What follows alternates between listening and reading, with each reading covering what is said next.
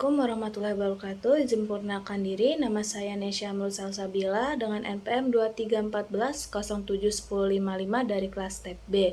Di sini saya akan menjelaskan tentang materi motor bakar 4 tak. Baik, untuk pengertian dari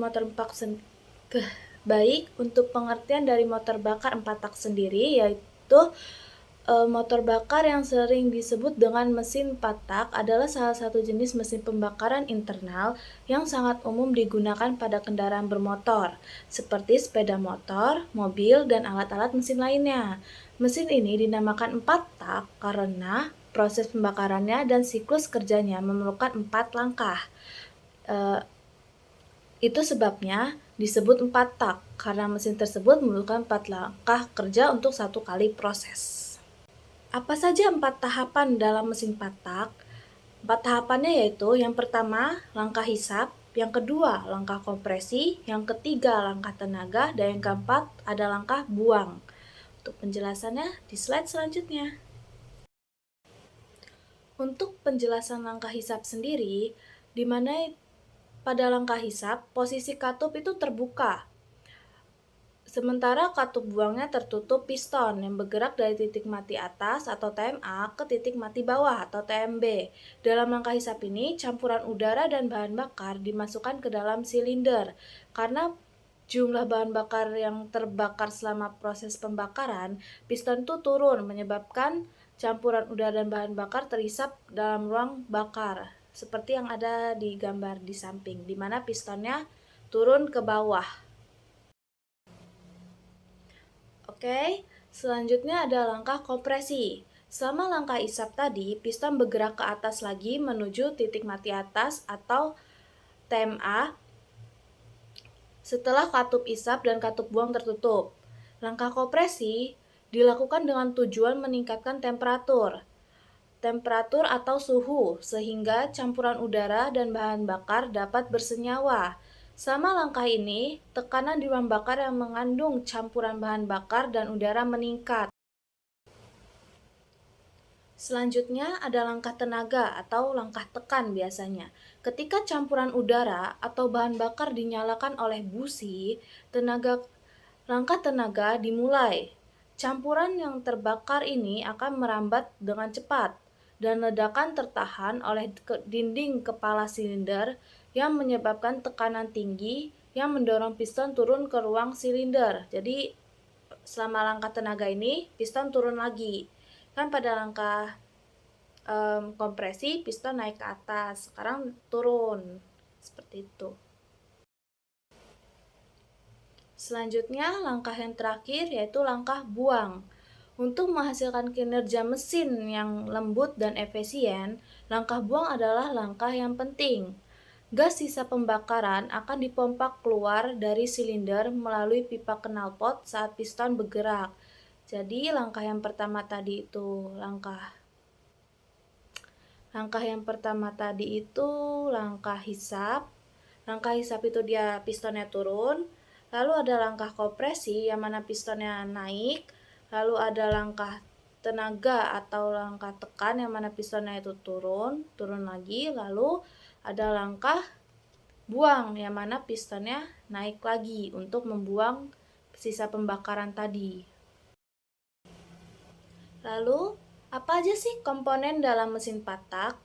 Di sini aku akan menjelaskan 10 komponennya. Yang pertama itu ada cylinder head, lalu blok silinder, lalu yang ketiga ada piston, lalu ada ring piston, lalu ada klep, lalu ada batang piston, lalu ada intake manifold, lalu ada poros engkol, yang ke-9 ada katup, dan yang ke-10 ada bantal luncur aksial, rantai timing, dan dudukan katup.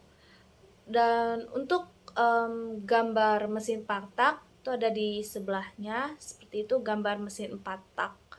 Di sini ada cylinder head dan blok silinder. Yang pertama saya jelaskan adalah cylinder head. Cylinder head ini juga dikenal sebagai kepala silinder. Adalah komponen pertama mesin motor 4 tak yang berfungsi sebagai tempat katup saat melakukan pembakaran saat mesin bekerja. Dan yang kedua ada blok silinder.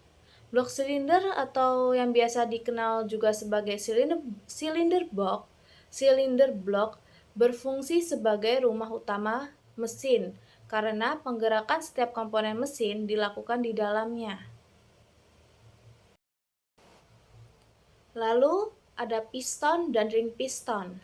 Untuk piston, dia ini bertanggung jawab untuk memberikan efek kompresi pada ruang silinder dengan langkah naik turun yang pada gilirannya akan berdampak pada hisapan karena volumenya meningkat. Lalu untuk ring piston sendiri, dia ini berfungsi untuk mencegah kebocoran kompresi yang menyebabkan motor mogok dan tidak dapat menyala. Ring piston juga mencegah oli masuk ke ruang bakar dari poros engkol. Jadi kalau nanti oli masuk biasanya asapnya hitam-hitam gitu. Lalu selanjutnya ada klep dan batang piston. Klep atau katup ini juga dikenal sebagai valve, adalah komponen mesin motor 4 tak yang sangat penting. Peranti ini berbentuk seperti paku payung, membuat orang awam kayaknya agak aneh ya, karena ya paku payung. Terus dalam mesin motor, klep ini berfungsi untuk mengontrol pemasukan udara bersih dan mengeluarkan gas sisa pembakaran dari katup intake dan exhaust. Lalu ada batang piston. Batang piston atau connecting rod ini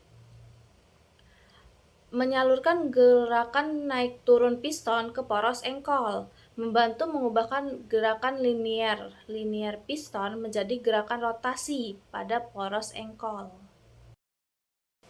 Lalu komponen selanjutnya ada intake manifold dan poros engkol. Untuk intake manifold ini menghubungkan udara ke karburator. Menghubungkan udara dari karburator ke mesin saluran masuk mesinnya gitu, memberikan udara baru untuk pembakaran. Lalu untuk poros engkol ini biasa disebut sebagai crankshaft, bertanggung jawab untuk mengubah gerakan naik turun piston menjadi gerakan rotasi yang membantu mesin bekerja lebih baik saat melakukan pembakaran. Dan komponen mesin 4 tak yang terakhir itu ada kuas katup, bantalan luncur aksial, rantai timing, dan dudukan katup. Untuk tuas katup sendiri, bagian dari mesin motor berkonfigurasi 4 tak. Komponen ini biasa disebut rocker arm yang melakukan tugas penting sebagai penekanan katup agar bisa dibuka. Lalu untuk ketiga komponen yang terdiri dari bantalan luncur aksial, rantai timing, dan dudukan katup juga sangat penting dalam sistem mesin 4 tak karena fungsinya saling berkait.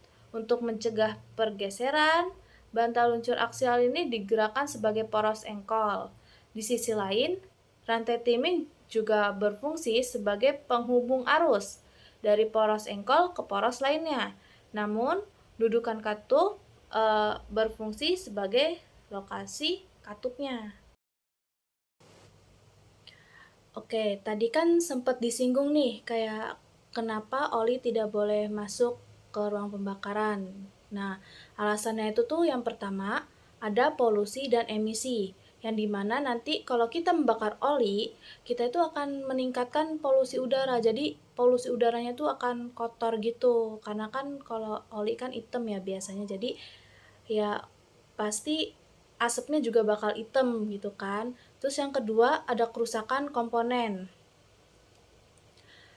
Nah, oli yang terbakar ini akan meninggalkan residu yang merusak komponen mesin. Residu itu sisa, berarti nanti kalau oli yang terbakar, sisanya itu tuh bakal merusak komponen mesinnya. Lalu yang kedua, ada penurunan kinerja.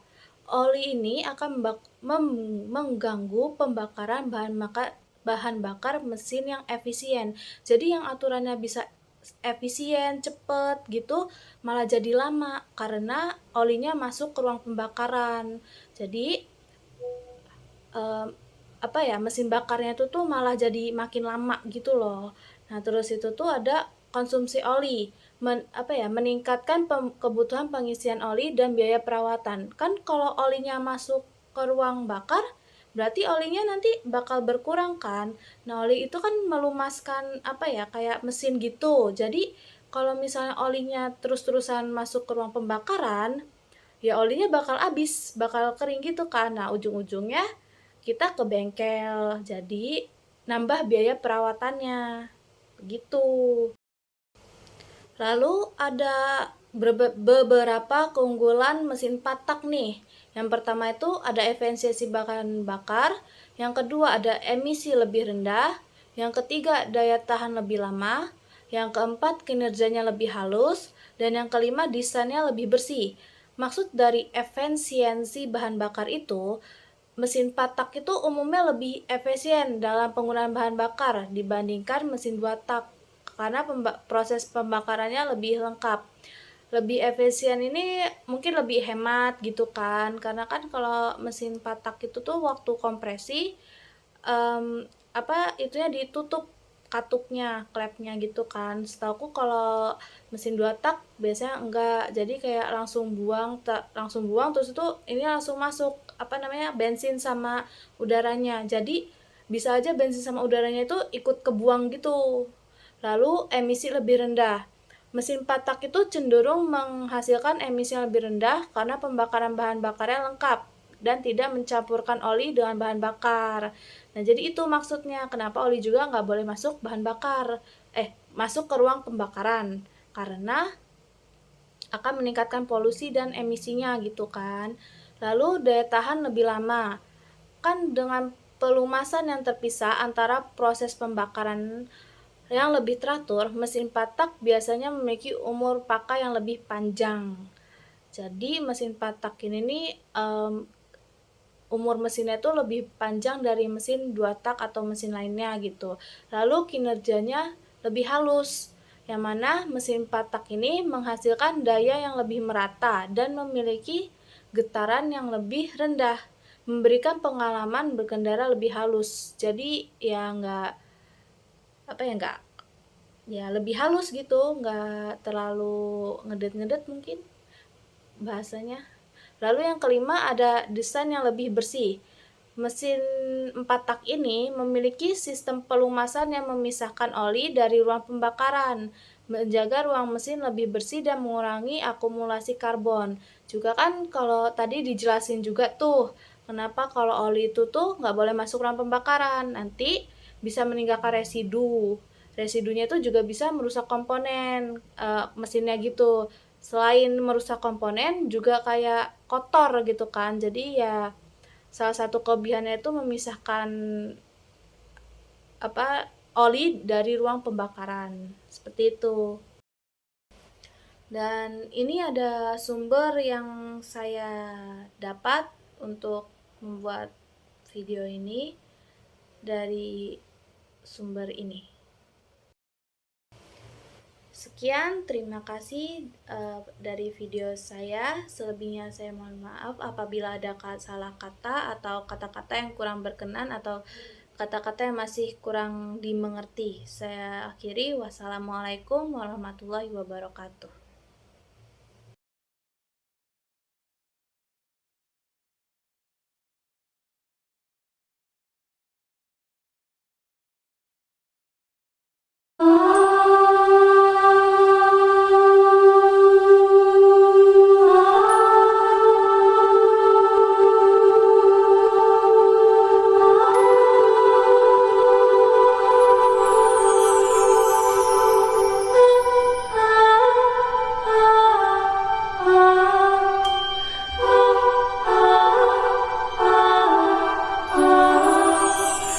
Warahmatullahi wabarakatuh. Izin memperkenalkan diri, nama saya Nesya Amrul Salsabila dengan NPM 2314071055 dari kelas step B. Di sini saya akan menjelaskan tentang materi motor bakar 2 tak yang diampu oleh Bapak Dr. Mareli Telombauna STP MSc.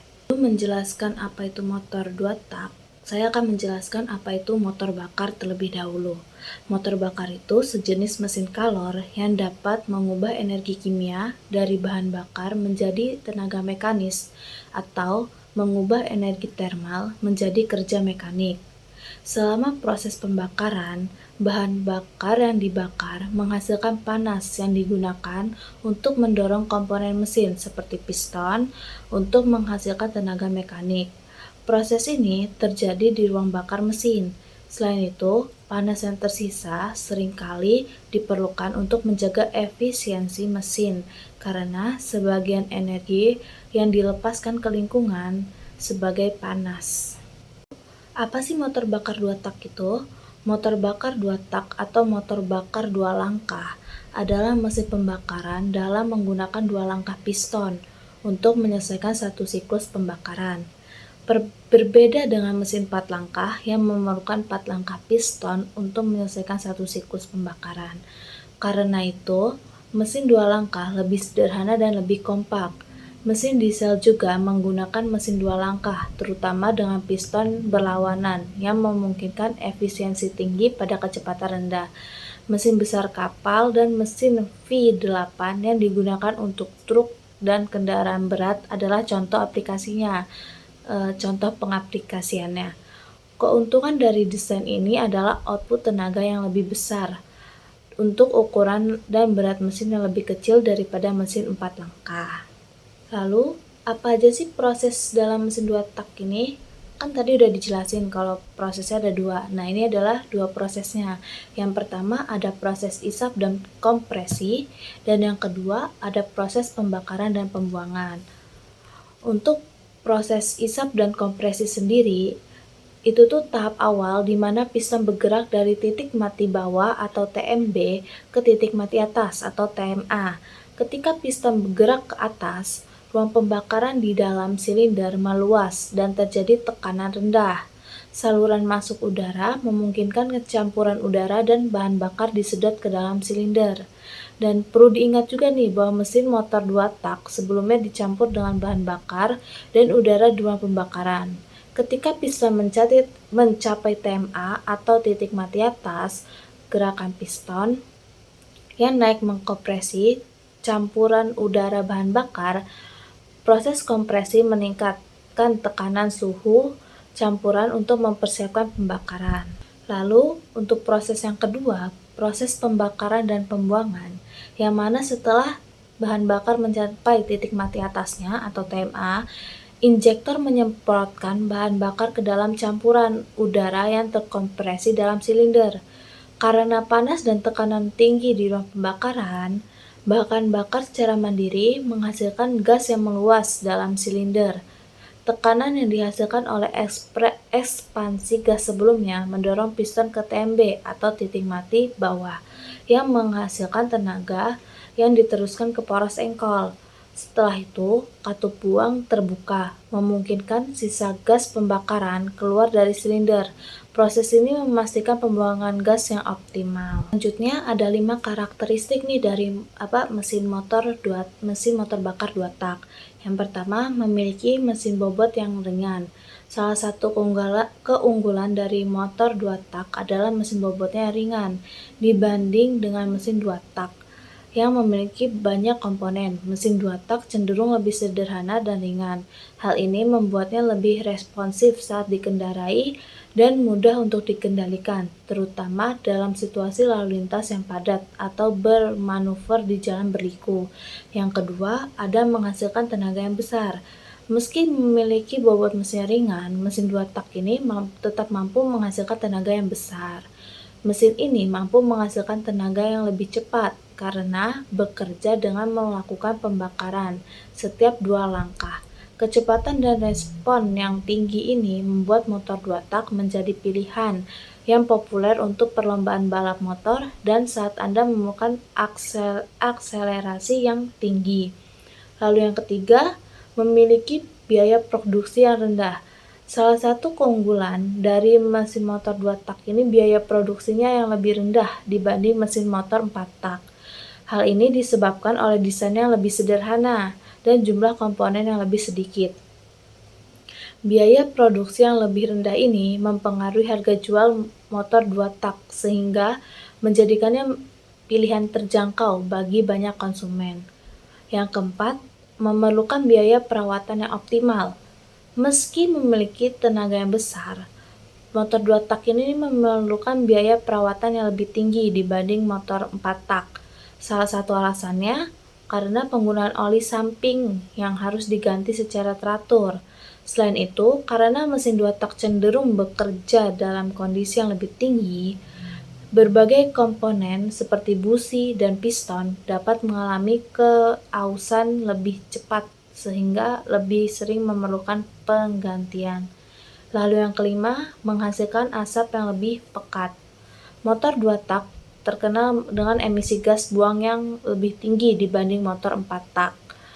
Proses pembakaran yang kurang sempurna menyebabkan motor 2 tak menghasilkan asap yang lebih pekat dan dapat berkontribusi pada polusi udara.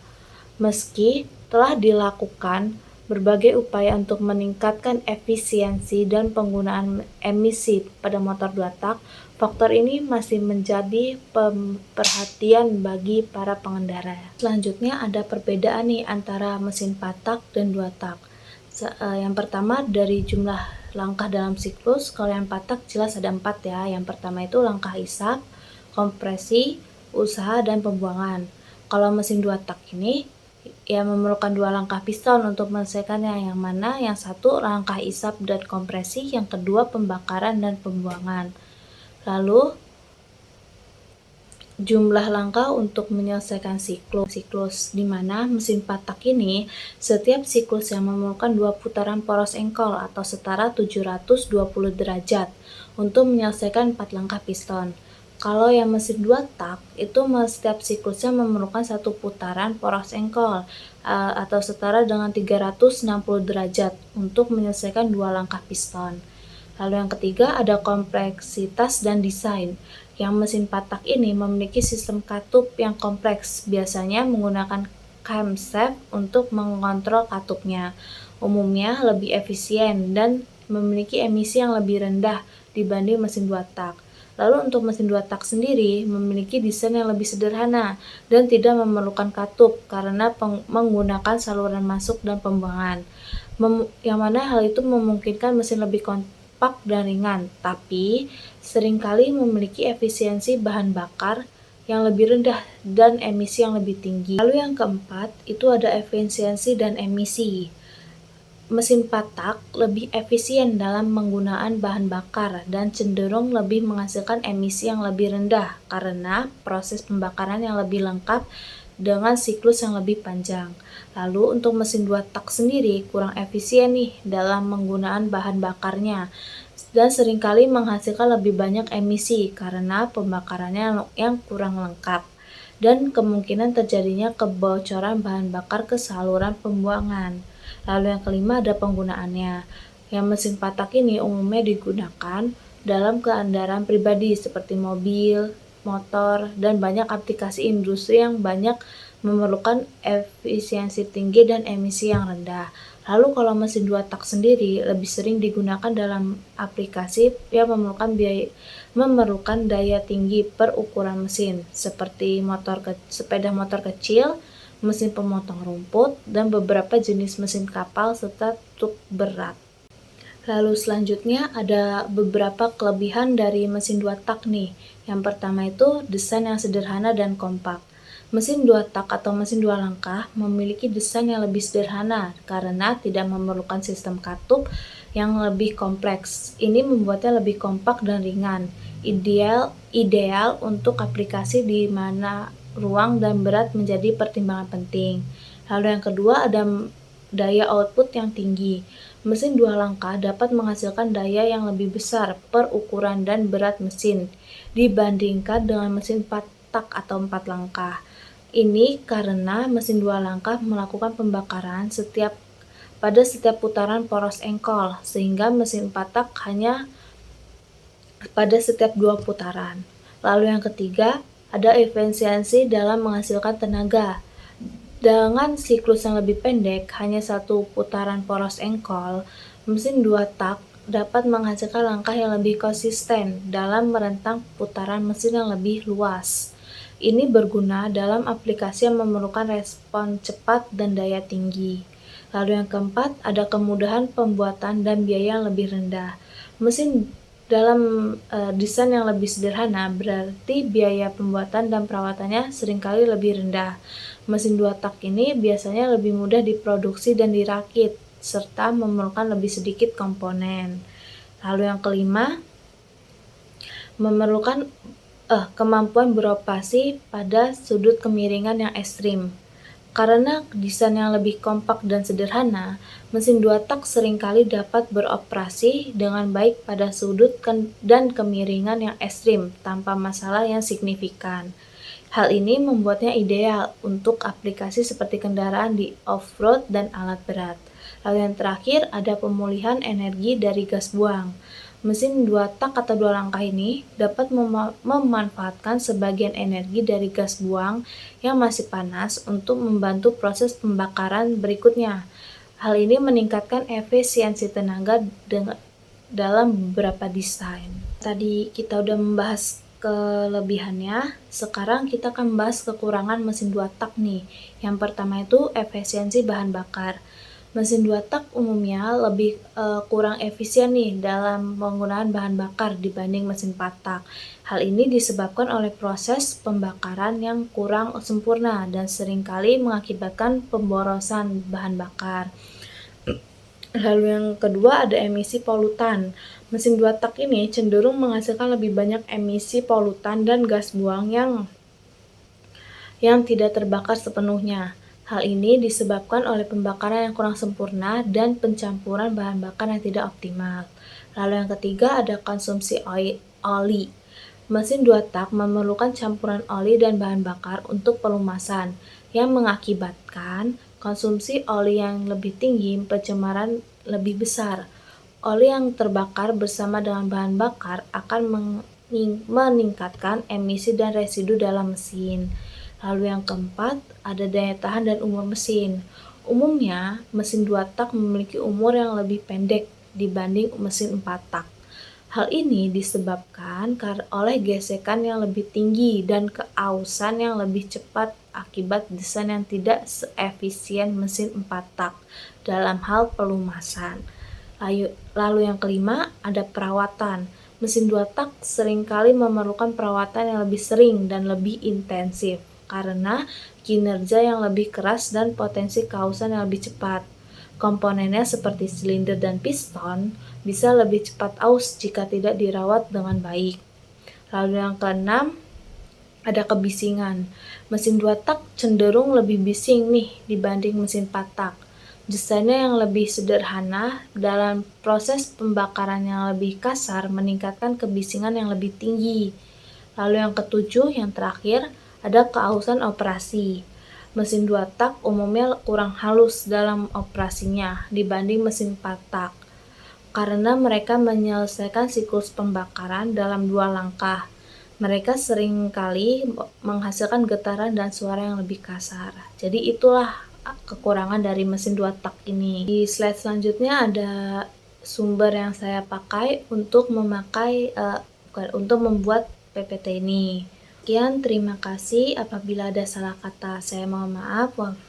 Saya akhiri. Wassalamualaikum warahmatullahi wabarakatuh.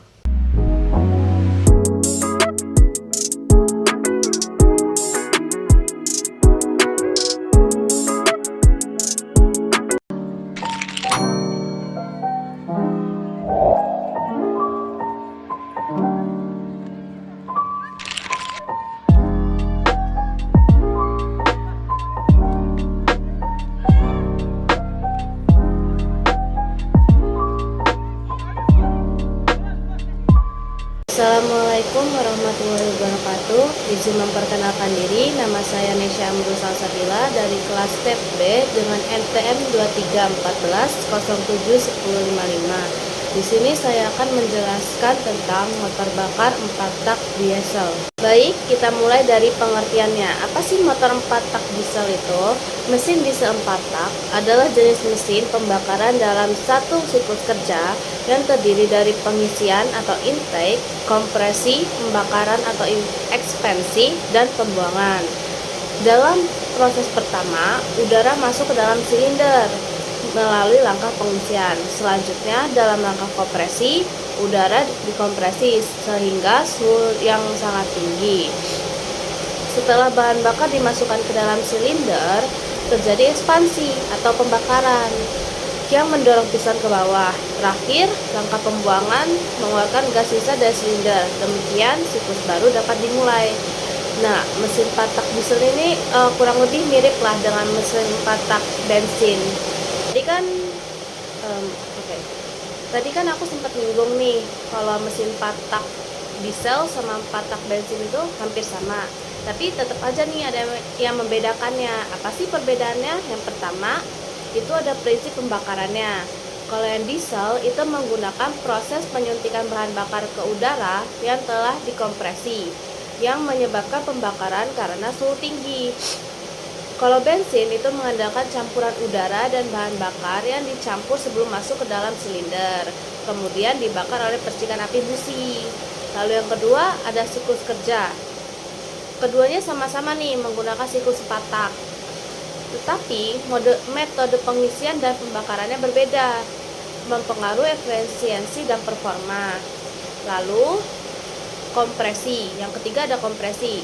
Yang diesel itu memiliki rasio kompresi yang lebih tinggi, biasanya antara 14:1 hingga 25:1, yang meningkatkan efisiensi bahan bakar. Lalu ada yang bensin, rasio kompresinya itu lebih rendah, umumnya antara 8:1 hingga 12:1. Lalu yang keempat ada efisiensi bahan bakar. Yang diesel itu lebih efisien dalam penggunaan bahan bakarnya, menghasilkan lebih banyak energi per liter bahan bakar. Lalu untuk bensin sendiri cenderung memiliki konsumsi bahan bakar yang lebih tinggi dibandingkan dengan diesel. Lalu yang kelima ada emisi. Diesel ini menghasilkan emisi nitrogen oksida atau NOx dan partikel meskipun lebih efisien.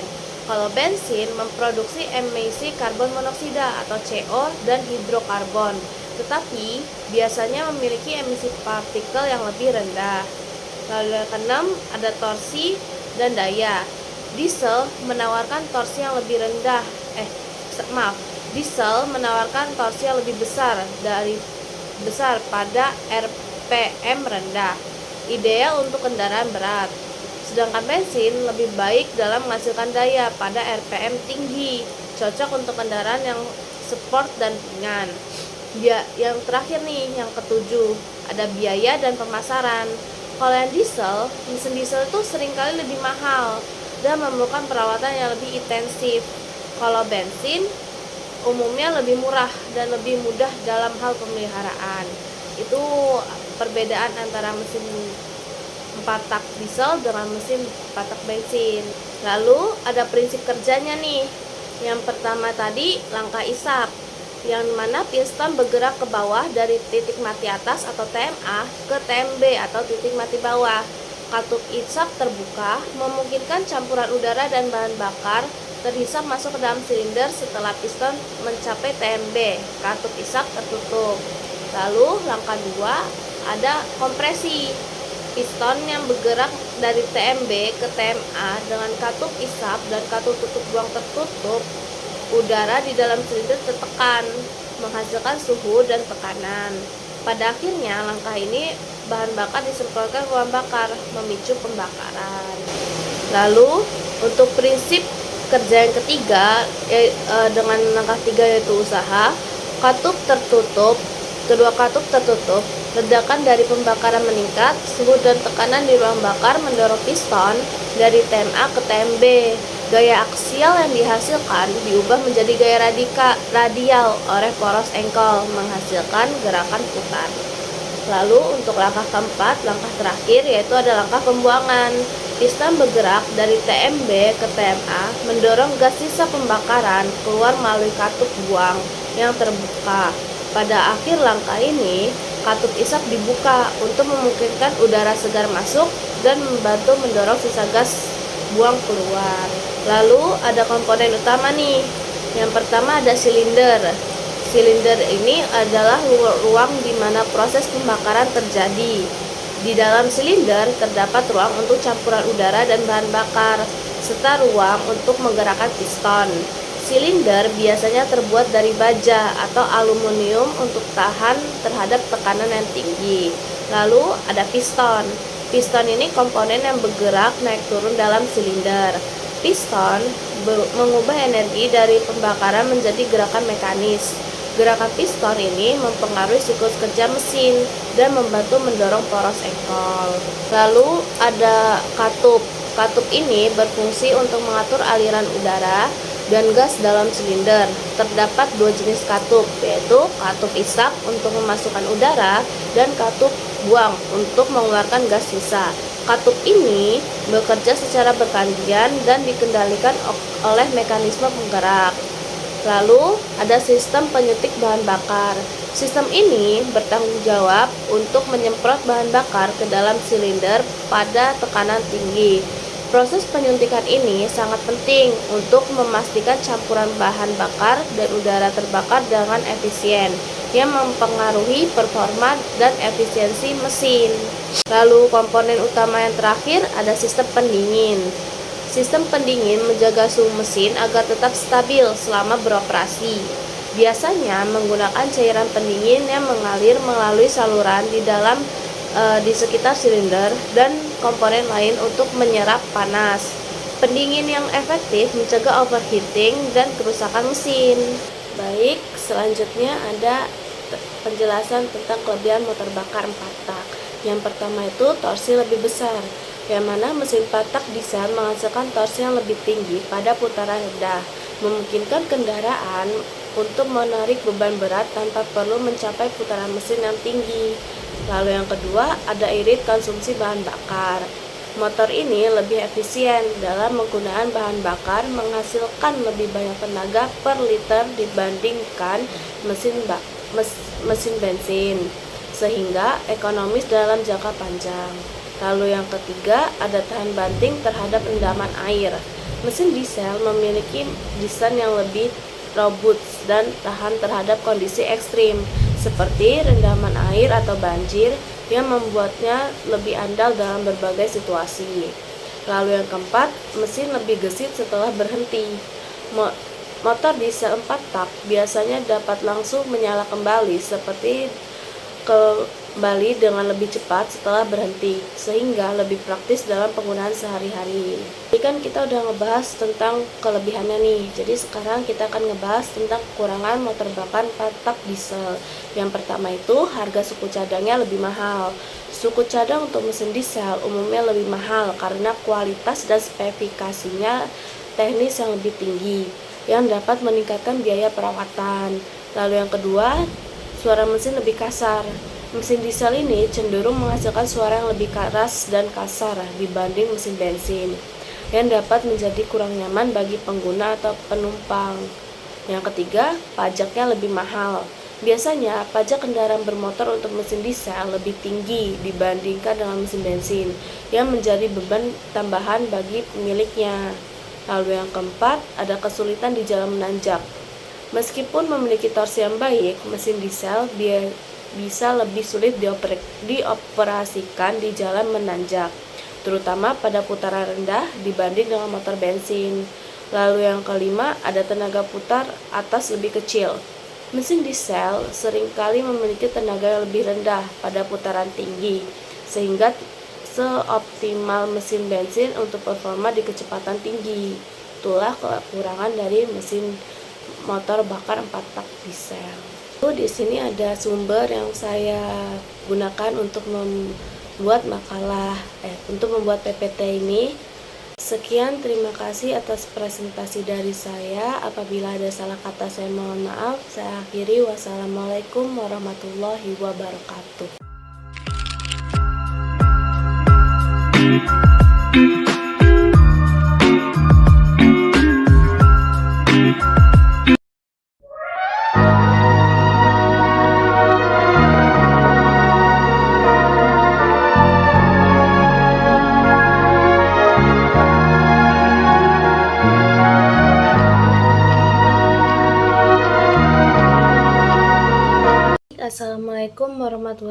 wabarakatuh. Izin memperkenalkan diri, nama saya Nesya Mulsalsabila dengan NPM 2314071055 dari kelas TEP B.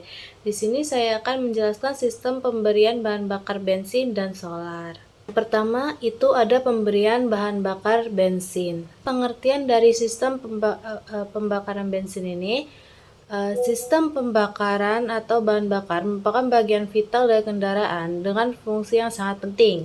Secara umum, sistem ini berfungsi untuk menyimpan bahan bakar dan menyalurkannya ke seluruh bagian mesin. Selain itu, sistem ini juga mengaburkan bahan bakar agar tercampur dengan udara. Yang lebih menarik, sistem ini mampu mengatur rasio antara bahan bakar dan udara pada berbagai beban dan kecepatan, sehingga jumlah campuran yang disuplai selalu tepat, meskipun dalam kondisi yang berbeda. Sistem pemberian bahan bakar bensin adalah rangkaian komponen yang mengalirkan, menyimpan, dan mengatur campuran udara dan bensin yang diperlukan untuk proses pembakaran dalam mesin pembakaran dalam. Lalu ada komponen utamanya juga nih. Yang pertama ada tangki bahan bakar yang berfungsi untuk menyimpan bensin. Biasanya terbuat dari plastik atau logam yang tahan terhadap korosi.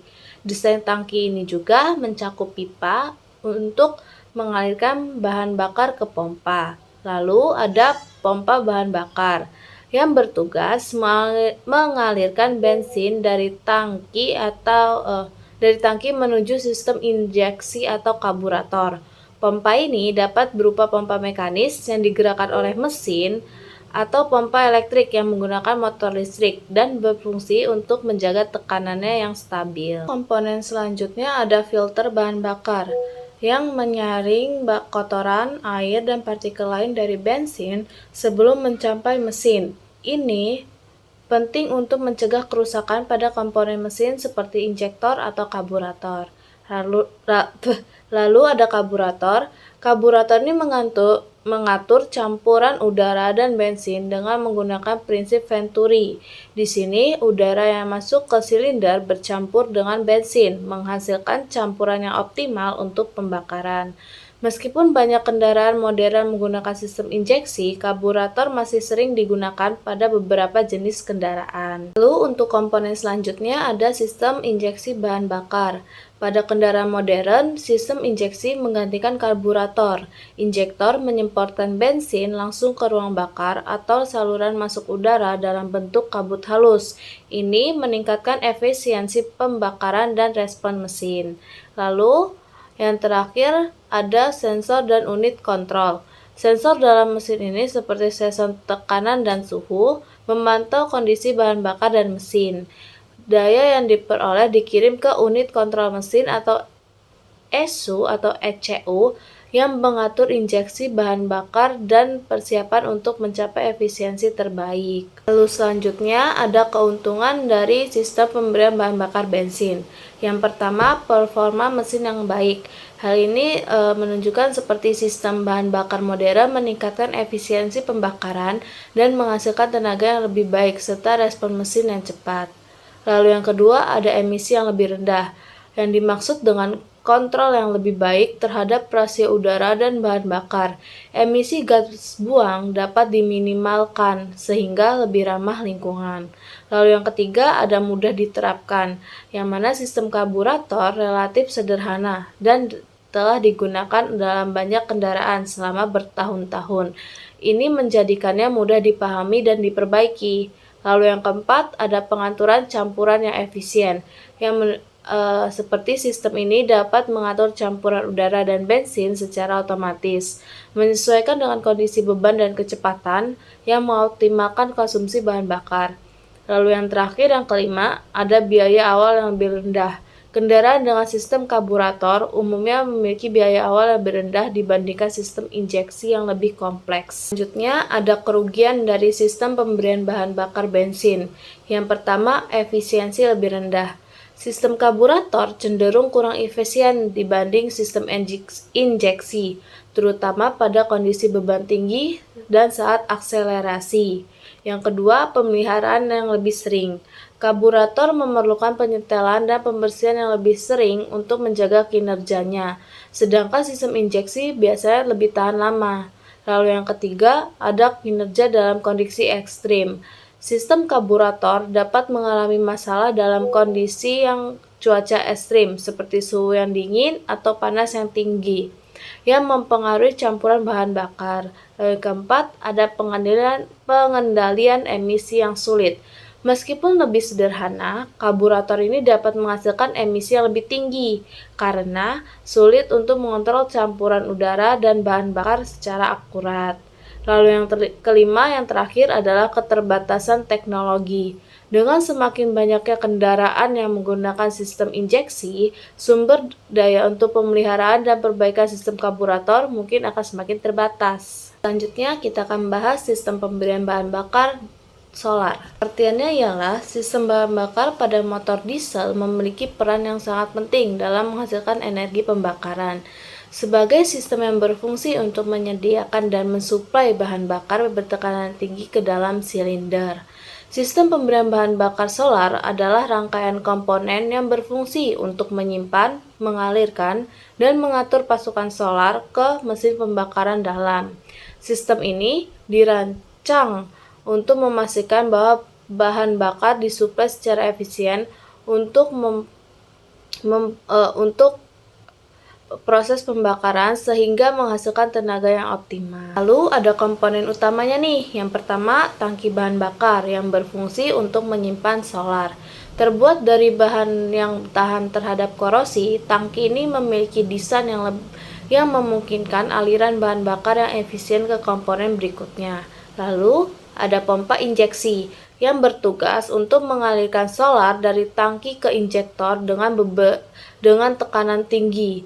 Pompa ini bisa berupa pompa mekanis atau elektrik yang penting untuk menjaga tekanan yang diperlukan agar solar dapat disemprotkan dengan efisien ke ruang bakar. Lalu ada filter bahan bakar yang menyaring kotoran, air, dan partikel lain dari solar sebelum mencapai mesin.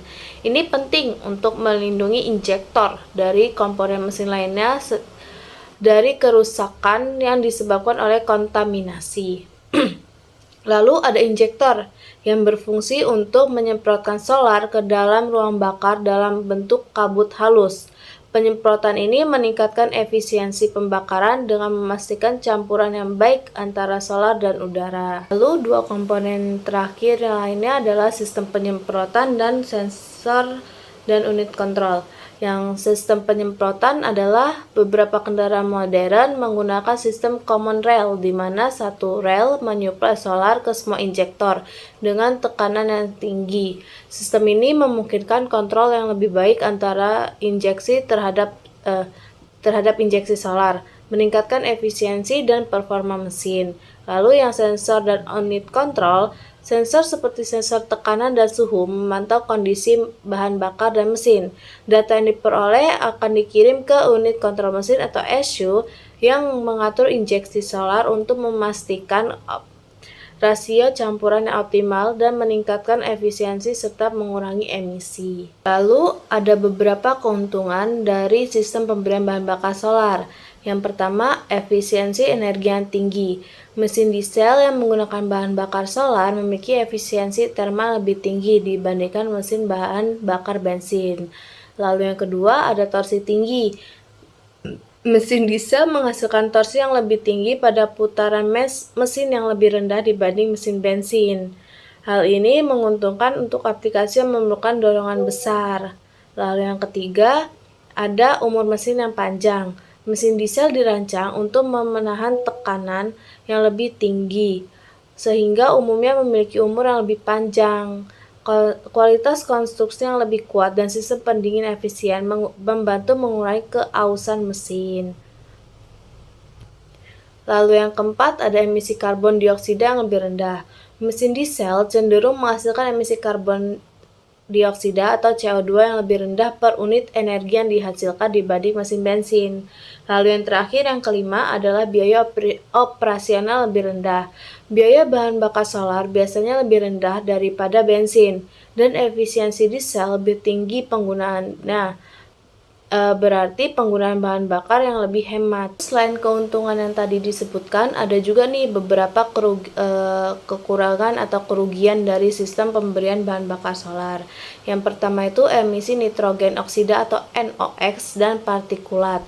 Mesin diesel cenderung menghasilkan emisi nitrogen oksida atau NOx dan partikel lebih tinggi dibanding mesin bakar bensin. Lalu yang kedua ada kompleksitas sistem. Sistem diesel lebih kompleks dibanding mesin bensin. Lalu yang ketiga ada kualitas solar. Kualitas bahan bakar solar sangat penting untuk performa mesin.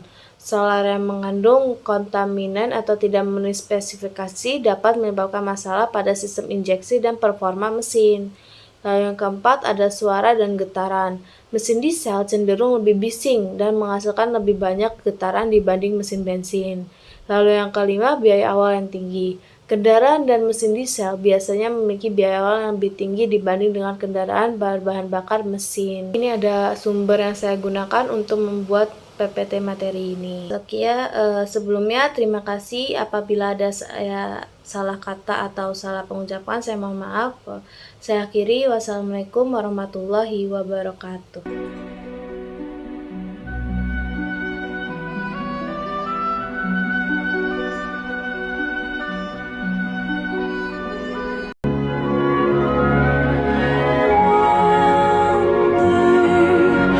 I will stop falling in love with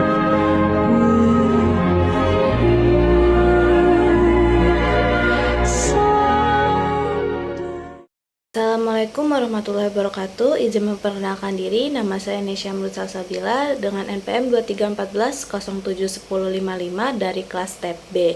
Di sini saya akan menjelaskan tentang sistem kelistrikan. Yang pertama pengertiannya nih. Pengertiannya adalah sistem kelistrikan motor bakar adalah rangkaian komponen dan sistem yang berfungsi untuk menghasilkan, mengelola, dan mendistribusikan energi listrik dalam kendaraan bermotor. Sistem ini sangat penting untuk memastikan bahwa mesin dapat berfungsi dengan baik dan efisien. Lalu ada fungsi dari sistem kelistrikan nih. Yang pertama menghidupkan mesin, yang kedua untuk pengapian, yang ketiga itu untuk menyuplai energi, dan yang keempat untuk mengatur performa mesin. Lalu selanjutnya ada komponen mesin nih. Yang pertama itu ada kiprok. Kiprok atau biasa disebut rectifier regulator ini berfungsi sebagai menstabilkan tegangan listrik serta mengubah arus listrik. Kondisi kiprok sangat mempengaruhi masa pakai aki sebagai sumber daya listrik. Arus listrik yang melalui kiprok akan distabilkan dan diubah menjadi arus satu arah, yang mana maksudnya dari AC menjadi DC sebelum dialirkan ke aki. Selain itu, kiprok juga sebagai penstabil tegangan listrik yang mengalir ke aki. Karena jika arus terlalu besar akan mengakibatkan overchain, sementara jika arus yang mengalir ke aki terlalu kecil akan menyebabkan aki tekor. Jadi, tegangan dan arus yang mengalir ke aki harus dalam kondisi yang seimbang jumlahnya. Saat terjadi masalah pada sistem kelistrikan pada sepeda motor, komponen inilah yang harus diperiksa pertama kali. Yang kedua, ada spool atau generator. Spool adalah komponen sistem kelistrikan pada motor sebagai penghasil energi listrik untuk seluruh kebutuhan kelistrikan motor, terutama mengisi daya aki. Lalu ada spool yang menghasilkan arus listrik AC atau bolak-balik. Energi listrik yang dihasilkan oleh spool kemudian digunakan untuk perangkat motor seperti busi, CDI, bola lampu, dan lainnya. Tegangan arus AC dari spool diubah terlebih dahulu menjadi DC menggunakan kiprok. Lalu selanjutnya ada kabel bodi. Kabel bodi adalah salah satu komponen vital pada sebuah rangkaian sepeda motor. Kabel bodi berfungsi untuk menyalurkan energi listrik dari spool ke aki dan menyebarkannya ke beberapa komponen seperti lampu, elektrik starter, klakson, dan kunci kontak.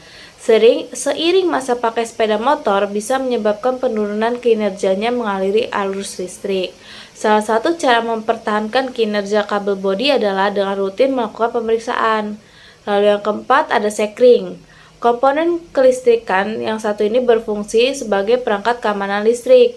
Dengan sekring, kerusakan komponen kelistrikan akibat hubungan arus pendek dapat dicegah. Sekring bisa memutus arus listrik secara otomatis saat terjadi aliran arus listrik yang tidak stabil atau akibat korslet, sehingga kerusakan tidak menyebar ke komponen lainnya. Lalu yang kelima, yang terakhir, ada baterai.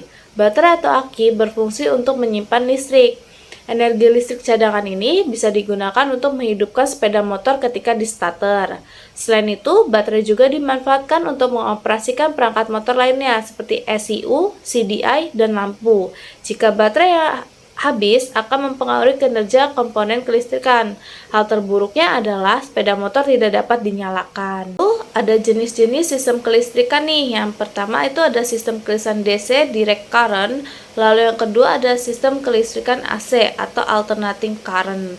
Itu ada gambar AC motor dan DC motornya. Sistem kelistrikan DC atau direct current menggunakan baterai sebagai sumber utama listrik dan mengandalkan sistem alternator untuk mengisi baterai saat mesin beroperasi. Komponen utamanya ada baterai, dinamo atau alternator, regulator, motor starter, dan sistem pengapian. Contohnya, banyak sepeda motor konvensional yang menggunakan sistem ini. Lalu selanjutnya ada sistem kelistrikan AC atau alternating current, menggunakan alternator untuk menghasilkan arus bolak-balik, yang kemudian dapat digunakan langsung untuk menghidupkan komponen seperti lampu dan sistem pengapian. Komponen utamanya ada alternator, regulator, dan komponen kelistrikan yang mendukung arus AC. Contohnya, beberapa sepeda motor sport dan jenis tertentu menggunakan sistem ini untuk efisiensi dan daya yang lebih besar. Selanjutnya, ada kelebihan dari sistem DC dan AC nih. Yang pertama kita bahas adalah sistem DC. Yang pertama itu ada stabilitas arus. Arus yang mengalir dalam satu arah membuatnya lebih stabil untuk aplikasi yang memerlukan pengendalian presisi. Lalu yang kedua ada mudah disimpan. Energi listrik dalam bentuk DC dapat disimpan dalam baterai dengan efisien, cocok untuk kendaraan. Dan terakhir ada murah dan sederhana. Sistem DC lebih sederhana dan seringkali murah untuk diproduksi dan dipelihara. Lalu selanjutnya ada kelebihan dari sistem AC. Yang pertama itu distribusi jarak jauh. Lebih efisien untuk distribusi energi listrik dalam jarak jauh karena arus dapat ditransformasikan ke tegangan tinggi untuk mengurangi kehilangan daya. Lalu ada pengubah tegangan. Tegangan AC dapat dengan mudah diubah menggunakan transformator, memudahkan penyesuaian untuk berbagai aplikasi. Lalu yang terakhir ada biaya infrastruktur. Sistem distribusi AC biasanya lebih ekonomis untuk dibangun dan dipelihara dalam skala besar. Selanjutnya ada kekurangan dari sistem DC dan AC.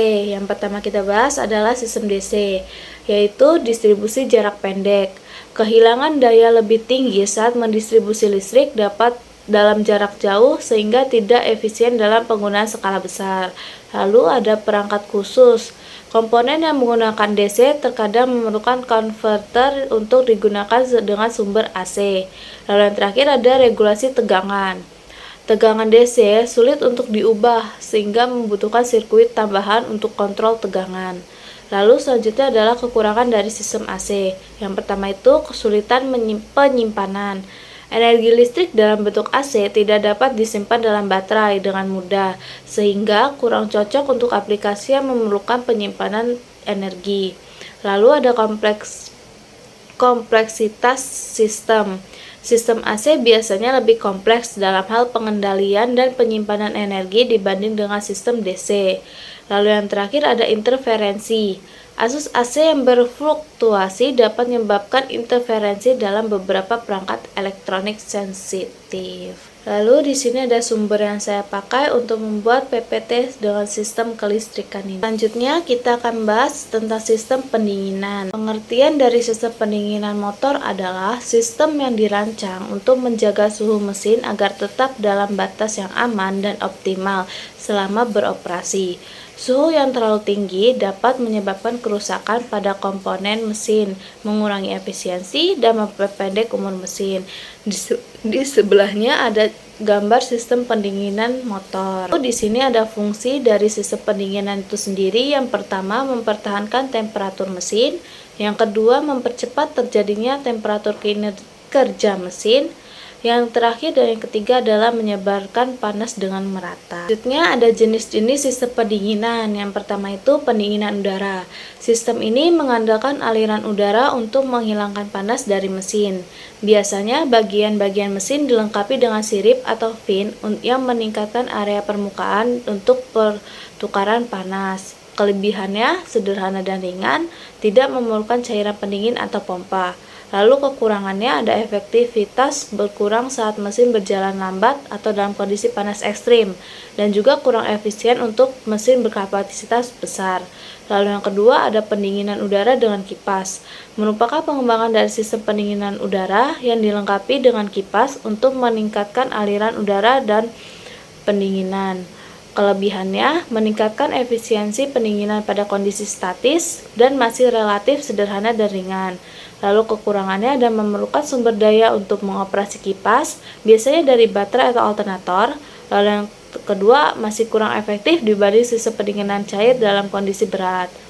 Lalu yang ketiga ada pendinginan cair, menggunakan cairan pendingin yang biasanya campuran dari air dan antifreeze yang mengalir melalui mesin yang untuk menyerap panas, lalu mengalir ke radiator untuk mendinginkan.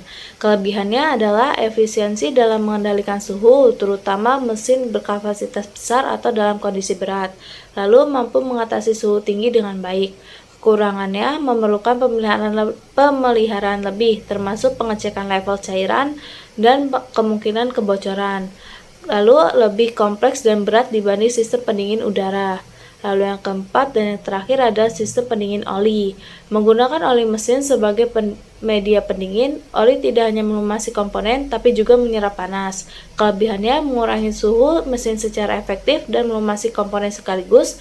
Lalu dapat memperpanjang umur oli dengan mengurangi suhu operasi. Kekurangannya memerlukan sistem tambahan untuk pendinginan oli, dan jika tidak dipelihara dengan baik dapat menyebabkan kerusakan pada komponen. Selanjutnya ada komponen dalam sistem pendinginan motor. Yang pertama itu radiator yang berfungsi untuk mendinginkan cairan pendingin yang telah menyerap panas dari mesin sebelumnya dikembalikan ke dalam mesin. Lalu yang kedua ada pompa pendingin yang berfungsi mengalirkan cairan pendingin melalui sistem dari mesin radiator dan kembali lagi. Lalu yang ketiga ada termostat, mengatur aliran cairan pendingin berdasarkan suhu mesin. Lalu yang keempat ada kipas yang berfungsi meningkatkan aliran udara melalui radiator untuk meningkatkan efisiensi pendinginan terutama pada kecepatan rendah. Yang kelima ada cairan pendingin yang menyerap dan mengangkut panas dari mesin ke radiator untuk didinginkan. Yang keenam ada saluran pendingin yang berfungsi menyediakan jalur untuk cairan pendingin mengalir dari mesin ke radiator dan sebaliknya. Selanjutnya ada proses kerja sistem pendinginan. Yang pertama itu siklus pemanasan, yang mana saat mesin mulai beroperasi suhu mesin meningkat. Lalu yang kedua siklus pendinginan.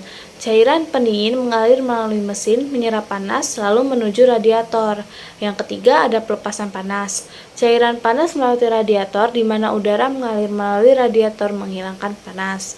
Lalu yang keempat, kembali ke mesin. Cairan pendinginan telah mendingin kembali ke mesin untuk menyerap panas lagi. Lalu ada cara perawatannya. Yang pertama itu pengecekan cairan pendingin, yang mana memastikan level dan kualitas cairan pendingin cukup untuk dan tidak terkontaminasi. Lalu yang kedua ada pemeriksaan radiator dan selang, memeriksa kebocoran atau kerusakan pada radiator dan selang pendingin. Lalu yang ketiga ada pemeliharaan kipas dan pompa, memastikan kipas dan pompa berfungsi dengan baik untuk menjaga aliran cairan pendingin. Lalu di sini ada sumber yang saya pakai untuk membuat PPT sistem pendinginan. Sekian, terima kasih. Apabila ada salah kata saya mohon maaf. Wassalamualaikum warahmatullahi wabarakatuh. Take me home where I belong.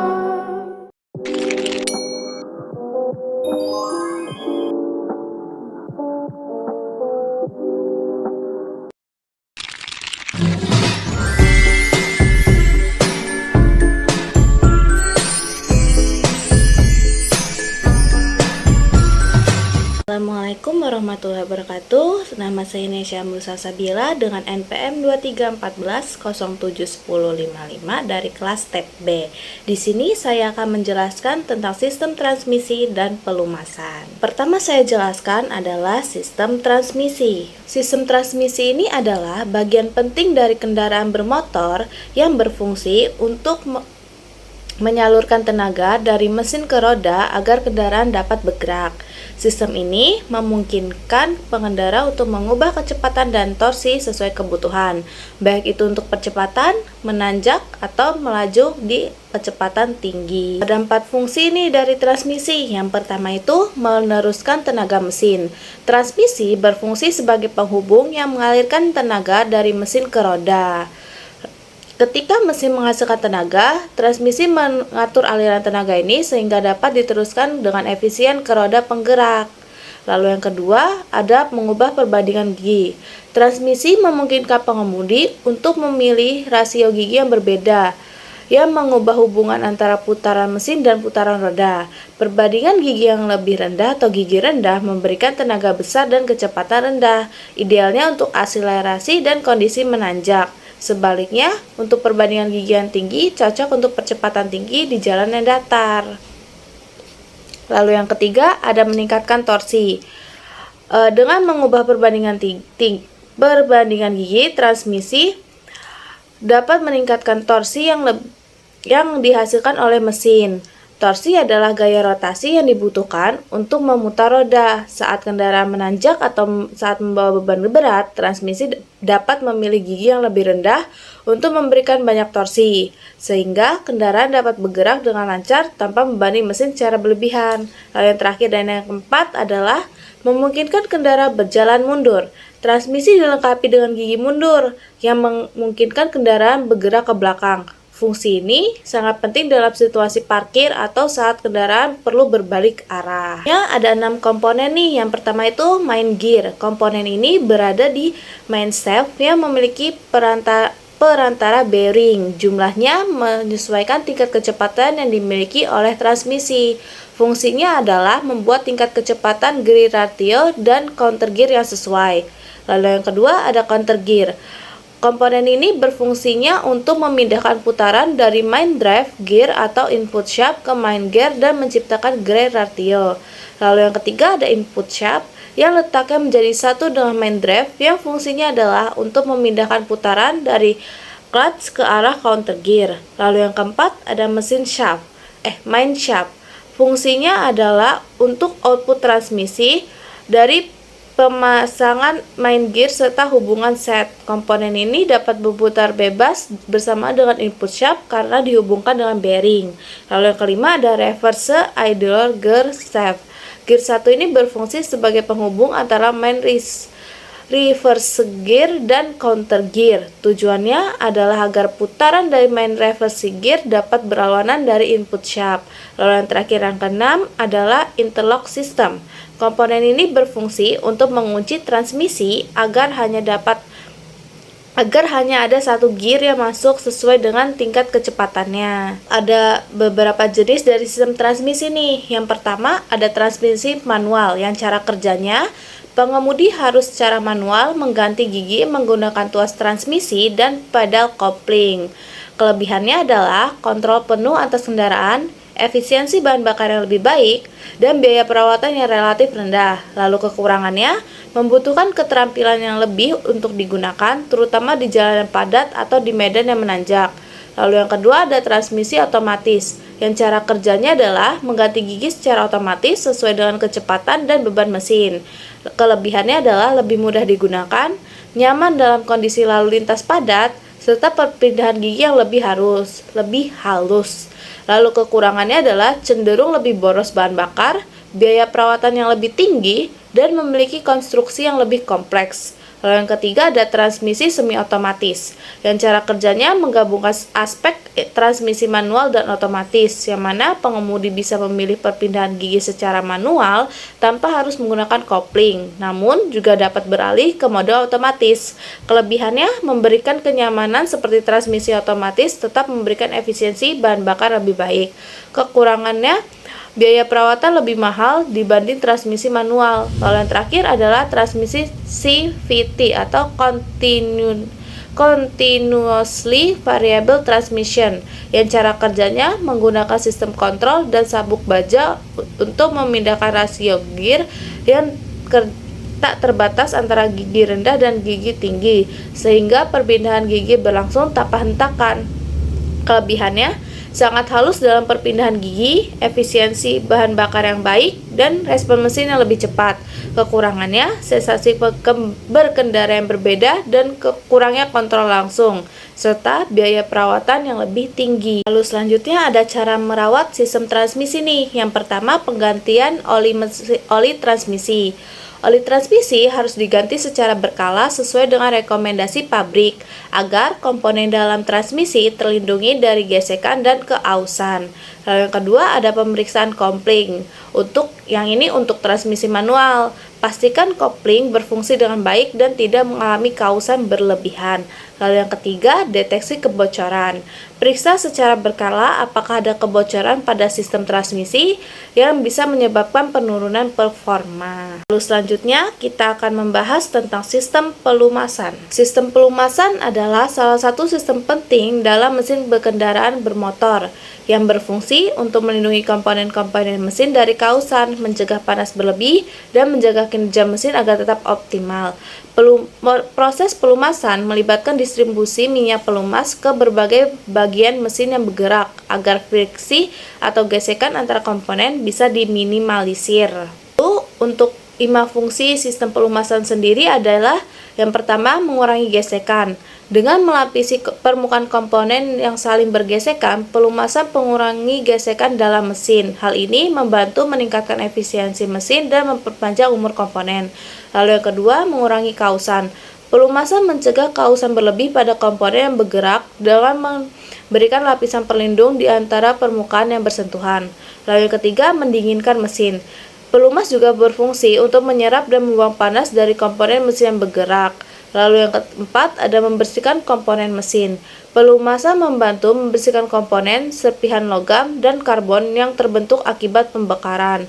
Hal ini dapat mencegah penumpukan kerak pada komponen mesin. Lalu yang terakhir yang kelima adalah mencegah korosi. Pelumasan melindungi permukaan logam dari oksidasi dan korosi dengan membentuk lapisan pelindung di atasnya. Selanjutnya ada komponen dari sistem pelumasan. Yang pertama ada pompa oli. Pompa ini bertugas untuk mengalirkan oli dari bak oli ke seluruh bagian mesin. Oli dipompa melalui saluran-saluran khusus menuju ke komponen-komponen yang memerlukan pelumasan. Kedua ada bak oli atau oli pan. Ini adalah wadah penampung oli yang terletak di bagian bawah mesin. Oli yang sudah digunakan akan kembali ke bak oli sebelum dipompa kembali ke seluruh bagian mesin. Lalu yang ketiga ada filter oli. Komponen ini berfungsi untuk menyaring kotoran dan partikel berbahaya yang mungkin dapat terdapat dalam oli, sehingga oli dapat bersirkulasi di dalam mesin tetap bersih.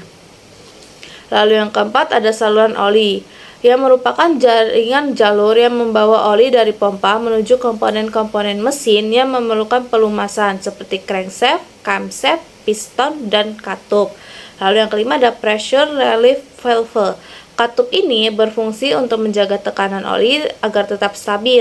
Jika tekanan oli terlalu tinggi, katup ini akan membuka dan membiarkan oli kembali ke bak oli. Selanjutnya ada jenis-jenis sistem pelumasan dan jenis-jenis oli. Yang pertama kita bahas adalah jenis-jenis sistem pelumasan. Yang pertama itu sistem pelumasan tekanan penuh. Yang keunggulannya adalah distribusi pelumas yang merata dan pelumasan yang lebih efisien pada bagian mesin yang bergerak cepat. Lalu yang kedua ada sistem pelumasan cipratan yang keunggulannya lebih sederhana dan murah dibandingkan dengan sistem pelumasan tekanan penuh. Lalu yang ketiga ada pelumasan campuran yang cara kerjanya beberapa bagian menggunakan kombinasi pelumasan tekanan penuh dan cipratan. Yang biasanya bagian lebih kritis dilumasi dengan sistem tekanan penuh, sementara bagian lainnya mendapatkan lumasan melalui cipratan oil. Ya, lalu selanjutnya kita akan membahas tentang jenis-jenis oil pelumasan. Yang pertama itu ada oli mineral. terbuat dari minyak bumi yang diolah, umumnya digunakan pada mesin konvensional yang lebih terjangkau dibanding oli sintesis. Lalu yang kedua ada oli sintesis yang dibuat secara kimiawi dengan struktur molekul yang lebih stabil dan seragam. Oli ini lebih tahan panas, lebih tahan stabil pada suhu rendah, dan memberikan perlindungan yang lebih baik dibanding oli mineral. Lalu yang ketiga ada oli semi-sintesis. Campuran antara oli mineral dan oli sintesis menawarkan kinerja lebih baik dibanding dengan oli mineral, tetapi dengan harga yang lebih terjangkau dibanding oli sintesis penuh. Lalu yang terakhir adalah oli multigrade. Jenis oli ini memiliki viskositas yang bisa menyesuaikan dengan perubahan suhu. Oli ini cocok digunakan dalam berbagai kondisi cuaca. Lalu ada cara merawat sistem pelumasan nih. Yang pertama, penggantian oli secara berkala.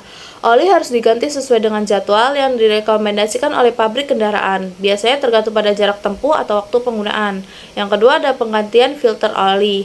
Filter oli harus diganti bersamaan dengan penggantian oli untuk memastikan kotoran yang terperangkap tidak kembali bersirkulasi ke mesin. Lalu yang ketiga adalah pemeriksaan volume oli. Selalu diperiksa volume oli mesin menggunakan dipstick atau batang pengukur oli untuk memastikan oli dalam jumlah yang cukup. Dan yang terakhir, yang keempat adalah pemeriksaan kebocoran. Pastikan tidak ada kebocoran oli di sekitar mesin atau saluran oli, karena kebocoran dapat menyebabkan mesin kekurangan pelumas yang berujung pada kerusakan serius. Selanjutnya, di sini ada sumber yang saya pakai untuk membuat PPT sistem transmisi dan pelumasan. Sekian, terima kasih. Apabila ada salah kata saya mohon maaf. Wassalamualaikum warahmatullahi wabarakatuh.